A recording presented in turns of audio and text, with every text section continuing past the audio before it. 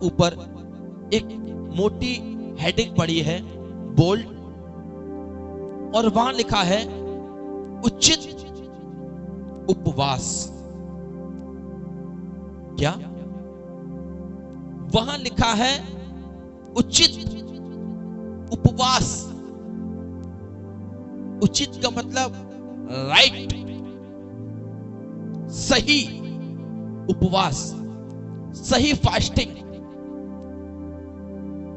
यदि वो यहां लिख रहा है उचित उपवास, तो इसका यह मतलब है कि आज बहुत से लोग गलत तरीके से उपवास को रखते हैं। यदि यहां परमेश्वर के वचन में लिखा है, यशायाह 58 के ऊपर एक बोल्ड हेडिंग पड़ी है, उचित उपवास। यदि ये बात परमेश्वर का वचन में लिखी हुई है, उचित उपवास, तो इसका मतलब यह है कि यह बात तब लिखी गई कि जब उस समय में भविष्यवक्ताओं ने या खुदा ने देखा कि लोग उपवास तो कर रहे हैं, लेकिन उनका उपवास उचित नहीं है। वो गलत रीति से उपवास रख रहे हैं। वो उपवास का महत्व भूल चुके हैं। उन्होंने उपवास को आत्मिकता से हटाकर सांसारिकता में जोड़ दिया है। हालेलुया।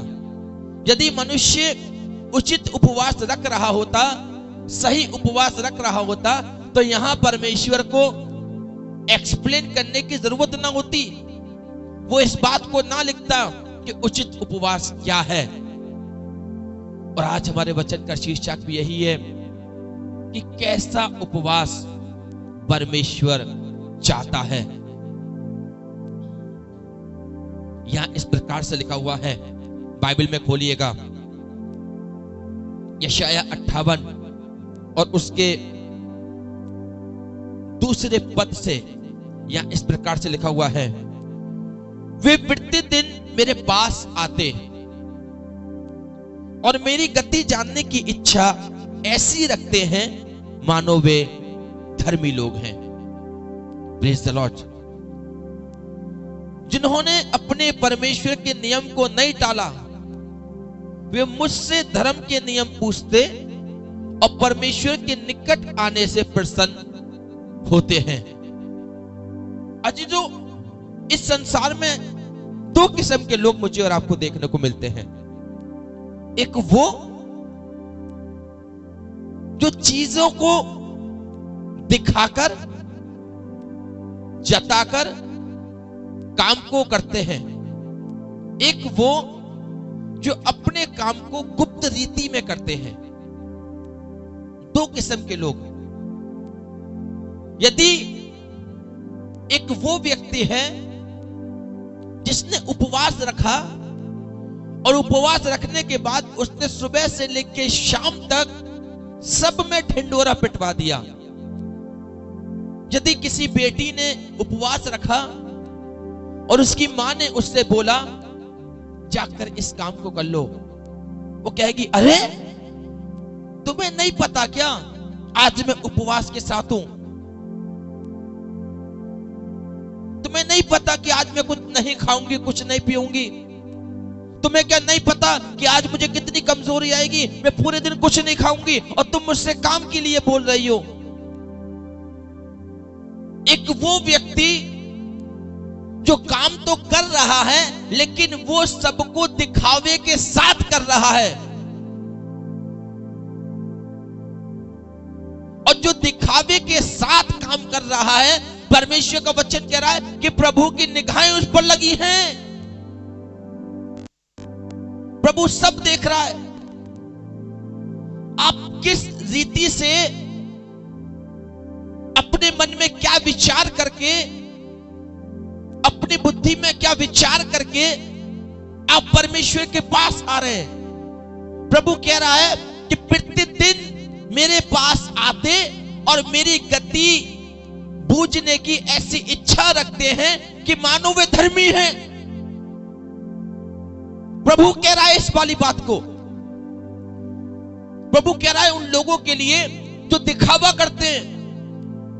प्रभु कह रहा है उन लोगों के लिए जो अपनी धार्मिकता को दूसरे पर प्रकट करते हैं कि आई एम राइटनेस पर्सन। देख, मैं हफ्ते में 2 बार उपवास रखता हूं। खुदावन का पाक कलाम कहता है कि दो मनुष्य मंदिर में प्रार्थना करने के लिए गए। हालेलुया। क्या? दो मनुष्य मंदिर में प्रार्थना करने के लिए गए और वहां कुछ इस प्रकार से लिखा हुआ है कि एक फरीसी था और दूसरा चुंगी लेने वाला। फरीसी अपने मन में कह रहा है, प्रभु मैं हफ्ते में 2 बार उपवास रखता हूं, अपनी कमाई का 10वां अंश भी देता हूं,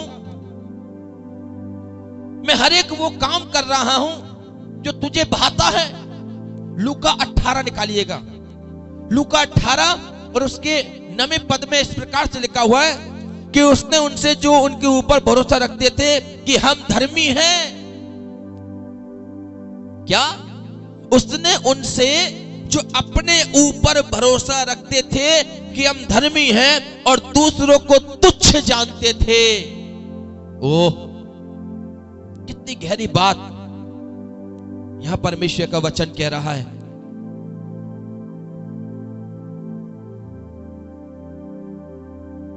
कितनी गहरी बात यहां परमेश्वर का वचन बता रहा है, कह रहा है कि जो अपने ऊपर भरोसा रखते थे कि हम धर्मी हैं और दूसरों को तुच्छ जानते थे। और यशाया में हमने क्या पढ़ा कि खुदा का वचन कहता है, वे प्रतिदिन मेरे पास आते और मेरी गति जानने की ऐसी इच्छा रखते हैं कि मानो वे धर्मी लोग हैं। और वो परमेश्वर के पास आकर कह रहे हैं कि 2 मनुष्य मंदिर में प्रार्थना करने के लिए आए, उसमें से एक फरीसी था। फरीसी जिसे व्यवस्था का ज्ञान, फरीसी जो वचन को मानने वाला, फरीसी जिसे मूसा की शरीयत को पता है, जिसे तौरात पता है, जिसे उत्पत्ति, निर्गमन, लेवी व्यवस्था, गिनती और व्यवस्था विवरण, ये नियम पता है। वो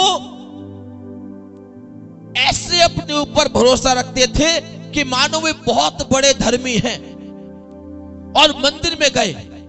यीशु मसीह देख रहे हैं और 2 मनुष्य मंदिर में गए, उनमें से एक फरीसी था और दूसरा चुंगी लेने वाला।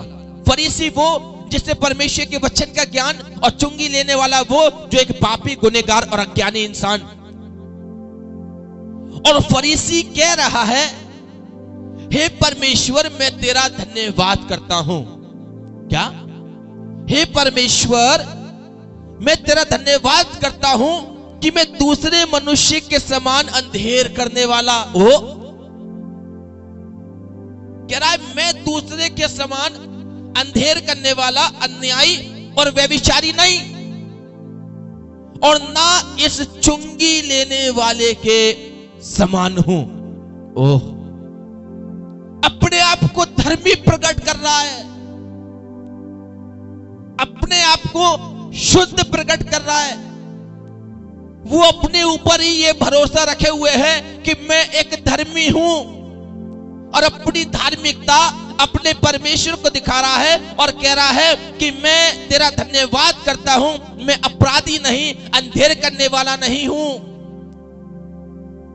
और आगे लिखा है कि मैं सप्ताह में 2 बार उपवास रखता हूं और अपनी कमाई का 10वां अंश देता हूं। हालेलुया। क्या कर रहा है वो? एक ढिंडोरा उपवास रख रहा है हफ्ते में 2 बार, चर्च में खड़े होके, मंदिर में खड़े होके 100 लोगों के सामने बता रहा है, हे प्रभु मैं 2 बार उपवास रखता हूं। मम्मी ने बोला बेटा झाड़ू मार दे, तुम्हें पता नहीं है कि क्या आज मैं उपवास के साथ हूं। हे प्रभु मैं हफ्ते में 2 बार उपवास रखता हूं।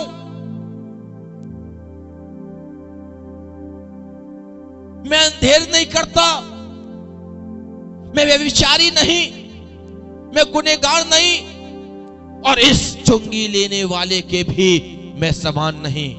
ओह, तू उपवास में है और उपवास में रहने के बाद में तो दूसरे के ऊपर आरोप लगा रहा है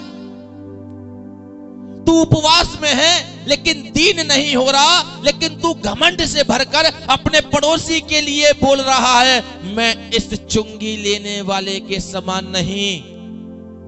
क्या ये तेरा उचित उपवास है? हालेलुया। क्या ये तेरा उचित उपवास है? दूसरा मनुष्य जो उसके बगल में खड़ा है, वचन में लिखा है कि उसने अपनी आंखें उठाना भी ना चाहा, वरन छाती पीट पीट कर कह रहा है, हे प्रभु मैं इस योग्य नहीं कि मैं अपनी आंखें भी तेरी ओर उठा सकूं। प्रभु मैं पापी हूं, गुनहगार हूं, प्रभु मुझ पर दया कर, मुझ पर दया कर, मुझ पर दया कर। लिखा है वहां पर इस प्रकार से कि यीशु ने फरीसी को धर्मी नहीं ठहराया, लेकिन यीशु ने उस पापी को धर्मी ठहराया। क्यों? वो उपवास भी कर रहा है, प्रार्थना भी कर रहा है, धन्यवाद भी कर रहा है, व्यभिचार भी नहीं कर रहा, अंधेर भी नहीं कर रहा। आखिर क्यों वो धर्मी नहीं ठहरा? आखिर क्यों उसके उपवास की कदर नहीं करी गई? आखिर क्यों उसके का फल उसको नहीं मिला? क्यों? क्योंकि वो एक ढिंढोरा पीटने वाला व्यक्ति था। वो लोगों को जताने वाला था कि आज मैं उपवास के साथ हूं, तुम मुझसे दूर रहो, तुम पापी हो, लेकिन आज मैं उपवास करके शुद्ध हो गया हूं। ओह, इस चुंगी लेने वाले के समान नहीं। ये चुंगी लेने वाला तो पापी है, ये चुंगी लेने वाला तो गुनहगार है, मैं लेकिन इसके समान नहीं हूं। खुदा का वचन कहता है कि जब तू उपवास करे तो अपने आप को दीन कर। खुदा का वचन कहता है जब तू उपवास करे तो दूसरों के जुओं को तोड़ने के लिए प्रार्थना कर। खुदा का वचन कहता है जब तू उपवास करे तो अपने भाई के लिए, अपने बहन के लिए, तेरे रिश्तेदारों के लिए जो पाप में है, गुनाह में है, बदकारी में है, उनके लिए प्रार्थना कर, ना कि उनके लिए दोष का कारण बन जा। जब तूने उपवास किया है तो उस उपवास में रहकर तू परमेश्वर से ये कहे, प्रभु यदि ये बंदा तेरे भवन में खड़ा है और ये चुंगी लेने वाला है और ये तेरे वचन को नहीं जानता, तो मैं तुझसे ये प्रार्थना करता हूं कि आज खुदावन इसके मन को खोल, इसकी बुद्धि को खोल, इसके विचारों को खोल, ताकि ये तुझे जाने और तुझसे प्रार्थना करे और अपने आप को शुद्ध करे। ना कि तू ये प्रार्थना कर कि मैं इसके समान नहीं हूं। हालेलुया। ये तेरा उचित उपवास नहीं है। इस उपवास को परमेश्वर कबूल नहीं करता। और खुदाबंद आगे कहता भी है तीसरे पद में, वे कहते हैं क्या कारण कि हमने उपवास रखा परंतु तूने इसकी सुधि नहीं ली। फरीसी ने उपवास रखा, हफ्ते में 2 बार उपवास रखा। हालेलुया। और हफ्ते में 2 बार उपवास रखने के बाद में, हफ्ते में 2 बार उपवास रखने के बाद में क्या कर रहा है वो? आरोप। हफ्ते में 2 बार उपवास रखने के बाद में क्या कर रहा है वो? दूसरों पर उंगली उठा रहा है। कहता है परमेश्वर, वे कहते हैं क्या कारण है हमने उपवास रखा परंतु तूने इसकी सुधि नहीं ली। क्यों सुधि नहीं ली? क्योंकि तू मेरे सामने खड़ा तो है लेकिन तू मेरे सामने दीन नहीं बना है। तू मेरे सामने उपवास के साथ तो खड़ा है लेकिन तेरा उपवास संसारिक है। तूने अपने मन को, अपनी आत्मा को, अपने विचारों को दीन नहीं किया। अभी तेरा उपवास केवल दिखाने वाला है। हे प्रभु, मैं हफ्ते में 2 बार उपवास रखता हूं। ओ तू 2 बार रख, 4 बार रख, 10 बार रख, या तू 40 उपवास रख, लेकिन जब तक तू दीन नहीं होगा, जब तक तू दूसरों के लिए आशीष का कारण नहीं बनेगा, तेरा एक भी उपवास कबूल योग्य नहीं होगा। और लिखा है कि तूने इसकी सुधि नहीं ली। हमने दुख उठाया, परंतु तूने कुछ ध्यान नहीं दिया। हफ्ते में 2 बार उपवास रख रहा हूं परमेश्वर, अधर्म के काम नहीं कर रहा, पाप नहीं कर रहा, व्यभिचार नहीं कर रहा, लेकिन फिर भी तूने चुंगी लेने वालों को धर्मी ठहरा दिया और तूने मुझे साइड में रख दिया। क्यों? क्यों? क्यों तूने मेरी सुधि नहीं ली? क्यों तूने मेरे दुख पर ध्यान नहीं किया? प्रभु मैं सुबह से भूखा, हफ्ते में 2 बार भूखा रहता हूं प्रभु, लेकिन तब भी तूने मेरी सुधि नहीं ली। प्रभु मैं प्यासा रहता हूं, तब भी तूने मेरी सुधि नहीं ली। प्रभु कहता है तू भूखा तो रहता है लेकिन तू दीन नहीं रहता, तू प्यासा तो रहता है लेकिन तू नम्र नहीं रहता। हालेलुया। तू उपवास तो करता है लेकिन तू अपने पड़ोसी से अपने समान प्रेम नहीं करता। क्या कारण है? हमने उपवास तो रखा लेकिन तूने हमारी सुधि नहीं ली। और लिखा है, सुनो, उपवास के दिन तुम अपनी ही इच्छा पूरी करते हो। क्या बात है! उपवास के दिन, क्या उपवास के दिन तुम अपनी ही इच्छा पूरी करते हो? जब तुम उपवास करते हो और मेरे पास आते हो, मुझसे कहते हो प्रभु मैंने आज उपवास रखा है, प्रभु मैं आज उपवास के साथ हूं, और प्रभु मैं तुझसे प्रार्थना करता हूं कि देख मेरे बच्चे के अंदर बुद्धि कम है, प्रभु उपवास के साथ मैं तुझसे प्रार्थना कर रही हूं, मेरे बच्चे को बुद्धि दे। ठीक है, प्रभु सुन रहा है। प्रभु मैं आज उपवास के साथ हूं और मैं तुझसे प्रार्थना कर रही हूं, मेरे पास घर नहीं है, तो मुझे घर की आशीष दे। प्रभु सुन रहा है। प्रभु देख मेरा पति के पास नौकरी नहीं है, मैं उपवास के साथ हूं, तुझसे प्रार्थना करती हूं, मेरे पति को नौकरी दे। प्रभु सुन रहा है। जब आपने पूरी एक लंबी लिस्ट परमेश्वर के सामने लाके रख दी, तब परमेश्वर कहता है ये उपवास तूने मेरे लिए रखा या अपनी जरूरत को पूरी करने के लिए रखा? हालेलुया। वो कह रहा है कि उपवास के दिन, सुनो, उपवास के दिन तुम अपनी इच्छा पूरी करते हो बस केवल। जब तुम उपवास में रहते हो ना, तुम कभी नहीं पूछते कि प्रभु तेरी क्या मर्जी है मेरे जीवन के लिए। जब तुम उपवास में रहते हो, तुम कभी इस वाली बात को नहीं पूछते प्रभु तू मेरे जीवन से क्या चाहता है। जब तुम उपवास में रहते हो, तुम कभी इस वाली बात को नहीं पूछते प्रभु मेरे बच्चे का भविष्य क्या होगा, मेरे पति का भविष्य क्या होगा। जब तुम उपवास में रहते हो, तुम कहते हो प्रभु मुझे धन दे, मुझे दौलत दे, मेरे बच्चे को बुद्धि दे, मेरा प्रमोशन दे, मुझे नौकरी दे, मुझे गाड़ी दे, मुझे बंगला दे, मेरे पड़ोसी का मकान 3 मंजिल बनाए लेकिन तू मुझे 4 मंजिल का मकान दे। किसकी इच्छाएं हैं ये? किसकी मर्जी है ये? ये इच्छा, ये मर्जी मेरी और आपकी स्वयं की है, ना कि परमेश्वर की। हालेलुया। जब आपने उपवास रखा परमेश्वर के लिए, इच्छा पूरी कर रहे हैं आप अपनी, वो उपवास आपका कबूल योग्य नहीं है और वो परमेश्वर की मर्जी के द्वारा, उसकी इच्छा के द्वारा नहीं है। आप अपने आप को और परमेश्वर को धोखा दे रहे हैं। हालेलुया। आप केवल धोखे का कारण बन रहे हैं।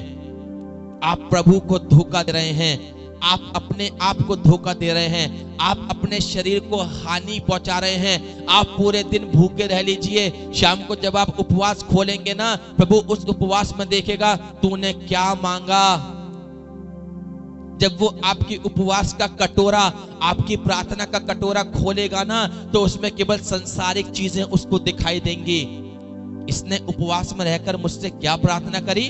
अपने बच्चों के लिए प्रार्थना करी, अपने घर के लिए प्रार्थना करी, अपनी नौकरी के प्रार्थना करी, अपने रिश्तेदारों के लिए प्रार्थना करी। उसने ये प्रार्थना नहीं करी प्रभु तेरी इच्छा मेरे जीवन के लिए क्या है। हालेलुया। तू वो करता है जो तू चाहता है, लेकिन होता वो है जो मैं चाहता हूं। अरे तू वो कर जो मैं चाहता हूं, तब होगा वो जो तू चाहता है। सुनो, उपवास के दिन तुम अपनी ही इच्छा पूरी करते और अपने सेवकों से कठिन काम करवाते हो। अपने सेवकों से कठिन काम। ओह मम्मी, आज मैं उपवास के साथ हूं। पापा, आज मैं उपवास के साथ हूं। यदि किसी के घर में कोई नौकर लगे हुए हैं तो मम्मी कहेंगी नौकर से आके, आज मेरा बेटा जो मांगे ना उसे बेड पे ही देना, उससे कुछ काम मत कराना। तुम्हें पता नहीं है कि आज वो उपवास के साथ है। अपने सेवकों से तुम कठिन काम करवाते हो। ओह, उपवास रखा है तुमने परमेश्वर के लिए और तुम करवा रहे हो अपने सेवक से, वो परमेश्वर को भाता नहीं है। वो परमेश्वर की इच्छा के द्वारा नहीं है, वो परमेश्वर की रहमत के द्वारा नहीं है। आप केवल अपने आप को धोखा दे रहे हो। आज जितने अपने बच्चे अपने माँ बाप से कहते हैं आज मुझे परेशान मत करना, मैं उपवास के साथ हूँ। आज जितने माँ बाप अपने बच्चों के लिए कहते हैं, अपने नौकरों से, अपने सेवकों से, अरे आज भी मत देना, इसको जमीन पे पैर भी मत रखने देना, जो मांगे बेड पे देना, क्योंकि आज इसका उपवास है। नहीं मेरे प्रियो, आप गलत शिक्षा और गलत मार्ग की ओर जा रहे हैं। ये उचित उपवास नहीं है। इस उपवास का प्रतिफल आपको कुछ नहीं मिलेगा। लिखा है 4 पद के अंदर, सुनो, तुम्हारे उपवास का फल ये होता है। अब सुनिए, जो लोग इस तरीके से उपवास रखते हैं उनका फल सुन लीजिए कि उन्हें फल कैसा मिल रहा है। सुनो, तुम्हारे उपवास का फल यह होता है कि तुम आपस में लड़ते और झगड़ते हो। क्या बात है! तुम आपस में लड़ते और झगड़ते और दुष्टता से घूंसे मारते हो। एक बार मैं एक रोड पे जा रहा था, एक व्यक्ति निकल के जा रहा था। वो उपवास के साथ था और वो अपनी बाइक से जा रहा था और उसके बराबर से 2 लड़के, जवान लड़के, बड़े ही तेज बाइक से निकल के गए और उसके आगे जब निकले तो उन्होंने साइड में करके थूका और वो थूक जो उपवास के साथ था थोड़ा सा उसके मुंह पे आया। उसने तुरंत रोक के पता है क्या बोला? यदि मैं आज उपवास में नहीं होता ना तो इनको मैं नानी याद दिला देता। हैं? क्या? मैंने कहा दोबारा? भाई, यदि आज मेरा उपवास नहीं होता ना तो इन्होंने जो रोड पे थूका और इसकी कुछ छींटे मेरे ऊपर आई, अगर आज मेरा उपवास नहीं होता ना मैं इन्हें मार मार कर इनके अंदर भूसा भर देता। हैं? भाई, तूने उपवास रखने के बाद में क्या यही सीखा? सुनो, जब तुम उपवास करते हो तो तुम्हारे उपवास का फल यह होता है कि तुम आपस में लड़ते, झगड़ते और दुष्टता से घूंसे मारते हो। यानी कि यदि तेरा उपवास नहीं होता तो तू उसके पीछे गाड़ी भगा के उसे मारता, उससे पीटता, उससे लड़ाई करता। हाँ, यदि आज मेरा उपवास नहीं होता मैं उसमें भूसा भर देता। कैसा है तेरा जीवन और कैसा है तेरा उपवास? सुनो, तुम्हारे उपवास का फल ये होता है कि तुम आपस में लड़ते और झगड़ते और दुष्टता से घूंसे मारते हो। और लिखा है जैसा उपवास तुम आजकल रखते हो उससे तुम्हारी प्रार्थना सुनाई नहीं देती। साफ कहता है वो। सुनो, जैसा उपवास, नॉर्मल, बहुत नॉर्मल बोल रहा है वो, जैसा उपवास तुम आजकल रखते हो। कैसा? दुष्टता से घूंसे मारने की बात कर रहे हो, लड़ाई झगड़े की बात कर रहे हो, अपने आप को धर्मी साबित करने की कोशिश कर रहे हो, अपने पड़ोसी पर इल्जाम लगा रहे हो कि मैं इस चुंगी लेने वाले के समान नहीं हूं। हफ्ते में 2 बार तो उपवास रख रहे हो, लेकिन अपने आप को दीन नहीं कर रहे। सुनो, जैसा उपवास तुम आजकल रखते हो, क्या एक शब्द आया है, जैसा उपवास तुम आजकल रखते हो, उससे तुम्हारी प्रार्थना स्वर्ग में सुनाई नहीं देती। क्या मतलब है इसका? इसका मतलब क्या है कि उसकी प्रार्थना स्वर्ग में सुनाई नहीं देती? इसका मतलब यह है कि आप जो उपवास कर रहे हैं उसका प्रतिफल आपको कुछ भी प्राप्त नहीं हो रहा। आप केवल अपने आप को धोखा दे रहे हैं और अपने शरीर का नुकसान कर रहे हैं। आपको इस उपवास का प्रतिफल नहीं मिल रहा। जब वो फरीसी मंदिर में खड़े होकर प्रार्थना कर रहा था तो उसने साफ बोला परमेश्वर ने कि पहला वाला नहीं, ये दूसरा वाला धर्मी ठहराया गया है। पहला वाला कौन? वो फरीसी जो कह रहा था कि हफ्ते में 2 बार उपवास रखता हूं। दूसरा वाला कौन? जिसने कोई भी उपवास नहीं रखा, लेकिन अपने आप को दीन किया, नम्र किया, हलीम किया और कहा कि प्रभु मैं तेरे सामने सर उठाने के भी योग्य नहीं हूं। Praise the Lord. आप यदि उपवास रख रहे हैं, दीन नहीं हो रहे, आपको फल नहीं मिलेगा। आपने उपवास रखा, आप झगड़े के अंदर बने हुए हैं, आपको फल नहीं मिलेगा। आपने उपवास रखा लेकिन आप प्रार्थना का जीवन नहीं बिता रहे, आपको फल नहीं मिलेगा। आपने उपवास रखा और उपवास खोलने के बाद में आपका जीवन वही सांसारिक तौर से दोबारा लौट गया, आपको उसका फल नहीं मिलेगा। ये उपवास परमेश्वर को भाता नहीं है और इसका प्रतिफल वो आपको नहीं देता। सुनो, जैसा उपवास तुम आजकल रखते हो उससे तुम्हारी प्रार्थना स्वर्ग में सुनाई नहीं देती। उसका फल आपको नहीं मिल रहा। आप उसकी गहराई को समझिए, परमेश्वर के वचन की सामर्थ्य को समझिए कि प्रभु आपसे क्या कहना चाह रहा है। उपवास, जब आप उपवास कर रहे हैं, उपवास का मतलब है परमेश्वर से मेल। उपवास का मतलब है परमेश्वर से जुड़ना। उपवास का मतलब है परमेश्वर से बातें करना। उपवास का मतलब है कि तू अपनी ऊपरेटी कोठरी में जा और द्वार बंद कर, दीवार की ओर मुंह फेर और परमेश्वर से प्रार्थना कर और उस खुदा से प्रार्थना कर जो गुप्त में है और जो तेरी प्रार्थना को सुनने की ताकत और सामर्थ और शक्ति रखता है। लिखा है 5वें पद में, जिस उपवास से मैं प्रसन्न होता हूं। क्या कहता है वो? खुदा कह रहा है जिस उपवास से मैं खुश होता हूं, अर्थात जिसमें मनुष्य स्वयं को दीन करे। This is a very important words. उपवास के समय में सबसे गहरी बात और सबसे बड़ी बात, यदि आपने उपवास रखा और आप दीन नहीं हुए, आपका उपवास अधूरा है।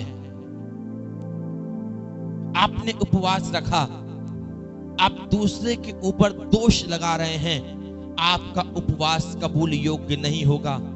चाहे आप हफ्ते में 2 बार उपवास रखें, आप हफ्ते में 3 बार उपवास रखें, आप हफ्ते में 4 बार उपवास रखें, आप पूरे 40 दिन उपवास रखें, लेकिन यदि दीनता आपके अंदर नहीं है, आप कभी भी उसके द्वारा आशीष नहीं पा सकते और आपके उपवास का प्रतिफल आपको नहीं मिलेगा। जिस उपवास से मैं प्रसन्न होता हूं, सुन लीजिए, जिस उपवास से मैं प्रसन्न होता हूं, क्या वो ये नहीं कि मनुष्य अपने आप को दीन करे। Praise the Lord. और इसी के आगे लिखा है, क्या तुम इस प्रकार करते हो? पूछ रहा है वो, क्या तुम इस प्रकार करते हो? क्या जब तुम उपवास रखते हो तो क्या तुम अपने आप को दीन करते हो? क्या तुम उपवास करते हो तो क्या तुम अपने आप को हलीम करते हो? क्या तुम उपवास करते हो तो तुम अपने जीवन में उन कमियों को निकालकर बाहर फेंकते हो जो कमियां तुम्हें नीचे गिराने की कोशिश करती हैं। हालेलुया। उपवास रखना कोई खेल नहीं है। आज बहुत से लोग अपने इस समय प्रार्थना करवा रहे हैं कि मैं 40 दिन पूरे उपवास रख रहा हूं। मैंने कहा मैं आपके लिए जरूर प्रार्थना करूंगा, लेकिन मैं साथ में आपके लिए यह भी प्रार्थना करूंगा कि आपका उपवास ना ठहरे। क्यों व्यर्थ ना ठहरे? क्योंकि हम उपवास को केवल इतना ही समझते हैं कि सुबह से लेकर शाम तक मुझे भूखा रहना है और शाम को 6 बजते ही मुझे अपना फास्ट खोल देना है और मेरा उपवास पूरा हो गया।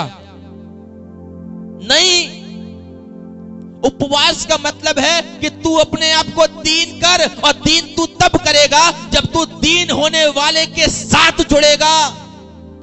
उपवास का मतलब ये नहीं कि तूने उपवास रखा और तू दिनचर्या के कामों को कर रहा है। तूने उपवास रखा, तू पूरे दिन नौकरी पे कर रहा है। तूने उपवास रखा, नौकरी पे जाने के बाद में 100 लोग तेरे साथ में ठट्टा कर रहे हैं, मजाक कर रहे हैं और तू उनकी मंडली में शामिल हो रहा है। नहीं, उपवास का मतलब है संबंध बनाना।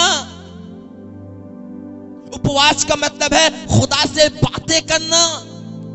उपवास का मतलब है कि दीन होना, नम्र होना, हलीम होना। दीन होना कोई आपको इंसान नहीं सिखाएगा। दीन होना इंसान की संगति आपको नहीं सिखाएगी। दीन करेगा परमेश्वर, दीन करेगी उसकी संगति करने के लिए आपको जुड़ना पड़ेगा, प्रार्थना में बैठना पड़ेगा, दरवाजा बंद करके दीवार की ओर मुंह फेर और अपने हाथों को उठा के खुदा से कहना पड़ेगा, खुदा आज मैं उपवासी हूं तो तेरे लिए। आज मैंने उपवास रखा है तेरे लिए। आज मैं संसारिक चीज नहीं मांगता। खुदावन मुझे पता है कि जिस दिन मैं सही रीति से और सही ईमान के साथ में मैं तुझसे जुड़ जाऊंगा, उस दिन संसार और संसार की चीजें मुझे स्वतः ही मिल जाएंगी। बोले हालेलुया। बात समझ में आ रही है? सुनो, जैसा उपवास तुम आजकल रखते हो उससे तुम्हारी प्रार्थना स्वर्ग में सुनाई नहीं देती। अच्छा, एक और गहरी बात, जब आपका उपवास पूरा होता है, शाम को 6 बजे आपने अपना उपवास खोला, आपका उपवास पूरा हो गया। किसी ने रखा, किसी ने 10 उपवास रखे, किसी ने 40 उपवास रखे। आपको पता है कि उपवास के बाद आपको क्या करना है? क्या कोई मुझे बता सकता है जल्दी से? उपवास के बाद आपको क्या करना है? आज तक कभी किसी ने आपको ये वाली बात नहीं बताई होगी कि उपवास पूरा होने के बाद आपको फिर करना क्या है। उपवास वहीं पर ही पूरा खत्म नहीं हुआ कि आपने सुबह से लेके शाम तक आप भूखे रहे, 6 बजे आपने अपना खाना खाया, पीना खाया, उपवास खोला और काम खत्म। नहीं, ये अधूरा उपवास है। जब आप अपना उपवास शाम को 6 बजे खोलते हैं, उसके बाद में मेन काम तो तब शुरू होता है। आप कहेंगे भैया कैसी बातें कर रहे हो ये? जब मैंने शाम को 6 बजे उपवास खोल लिया तो उपवास खत्म, अब कौन सा काम शुरू होगा? निकालिए मेरे साथ मत्ती की इंजील, उसका 4 अध्याय। मैथ्यू चैप्टर 4, मत्ती की इंजील और उसका 4 अध्याय। और 4 अध्याय में लिखा हुआ है कि जब यीशु मसीह ने उपवास किया, बड़े ध्यान से सुनिएगा, जब यीशु मसीह निराहार रहे 40 दिन और 40 रात, और जब यीशु मसीह के वो उपवास के दिन, वो निराहार के दिन 40 दिन जब पूरे हुए, या मैं ऐसा बोल सकता हूं कि जब उनके उपवास के दिन पूरे हुए तो प्रभु ने उस उपवास को पूरा होने के बाद में एक काम किया, और वो काम ये किया, मत्ती की इंजील 4 अध्याय उसके 12वें पद के ऊपर एक हेडिंग पड़ी है कि यीशु के सेवा कार्य का आरंभ। और उसमें लिखा हुआ है उसकी 17वें आयत के अंदर उस समय से यीशु ने प्रचार करना आरंभ किया। Praise the Lord. उस समय से, किस समय से? जब यीशु ने 40 दिन के उपवास पूरे किए, उस समय से यीशु ने प्रचार करना आरंभ किया। क्या प्रचार करना आरंभ किया? मन फिराओ, क्योंकि स्वर्ग का राज्य निकट आया है। जब यीशु 40 दिन और 40 रात निराहार रहा और 40 दिन के बाद में फिर यीशु मसीह ने, उस समय से यीशु ने प्रचार करना आरंभ किया। जब आप उपवास रखते हैं, आपका उपवास वहीं खत्म नहीं होता। उपवास रखने के बाद में और शाम को उपवास खोलने के बाद में मेन काम तो तब शुरू होता है जब आप उसके वचन का प्रचार करें। उपवास होने के बाद, उपवास रखने के बाद, जब आपका उपवास पूरा हो जाए, उसके बाद में फिर आपको वचन का प्रचार करना है। लोगों को बताना है कि यीशु ही उद्धार करता है। आपको बताना है कि आज मैंने उपवास रखा और उस उपवास के बाद में मैं इस काम को करता हूं, मुझे यीशु का प्रचार करना है।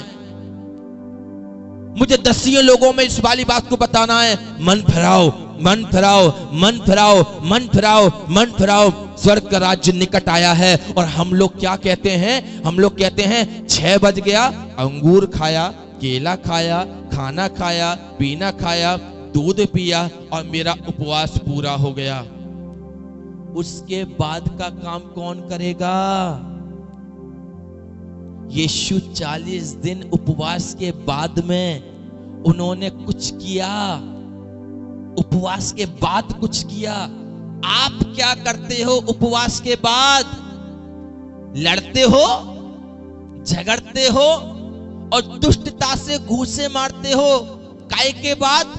उपवास के बाद। लेकिन यीशु ने क्या किया? यीशु ने मन फिराव का प्रचार किया। काय के बाद? उपवास के बाद। आप क्या करते हो उपवास के बाद? जानिए उपवास की गहराई, जानिए फास्टिंग की गहराई। आपका उपवास वहीं पर पूरा नहीं होता कि शाम को 6 बजा और मैंने वो रोजा खोल लिया, उसके बाद ही मेन काम शुरू होता है। आपने उपवास रखा, आपने परमेश्वर से सामर्थ मांगी। यीशु ने 40 दिन अपने पिता से सामर्थ मांगी है। यीशु ने 40 दिन निराहार रहकर उससे सामर्थ और अभिषेक मांगा है। आप जब उपवास रखते हो, आप उससे धन दौलत गाड़ी ऐशो और आराम मांगते हो, लेकिन आपको मांगनी है तो परमेश्वर की सामर्थ। और उस उपवास के बाद फिर आपको एक काम और करना है, उसके वचन का प्रचार। लोगों को बताना है मन फिराओ, क्योंकि स्वर्ग का राज्य निकट आया है। जब आप अपने उपवास के बाद उसके वचन का प्रचार करना शुरू करेंगे, यदि आपने 4 लोगों में भी इस वाली बात को बताया, मन फिराओ स्वर्ग का राज्य निकट आया है, मन फिराओ स्वर्ग का राज्य निकट आया है, तो निश्चित है उस समय परमेश्वर कहेगा ये उपवास मेरी दृष्टि में कबूल योग्य है। हालेलुया। उस समय परमेश्वर आपके उपवास को कबूल करेगा। उस समय वो उपवास के एवज में आपको बड़ी आशीष, बड़ी बरकत और बड़ी सामर्थ से भरेगा। मेरे प्रियो सुनो, जैसा उपवास तुम आजकल रखते हो, उससे तुम्हारी प्रार्थना स्वर्ग में सुनाई नहीं देती। Praise the Lord. कितने लोगों को आज परमेश्वर का वचन समझ में आया? जल्दी से बताइए। कितने लोगों को आज उसके वचन की बातें और उसका वचन समझ में आया है? और जितने लोग इस समय अपने लिए प्रार्थना कराना चाहते हैं, जल्दी से कमेंट बॉक्स के अंदर अपनी प्रार्थना के निवेदन डाल दीजिएगा। आज हम सब लोग विश करेंगे अदिति हनी वर्मा को। आज बहन अदिति और बहन हनी वर्मा, आज दोनों की शादी की सालगिरह है। और बहन का फोन आया था कि हम इनके लिए विशेष करके प्रार्थना करें। इसीलिए अजीजों, हम सब लोग इस समय बहन अदिति वर्मा हमारे साथ जुड़ी हैं। परमेश्वर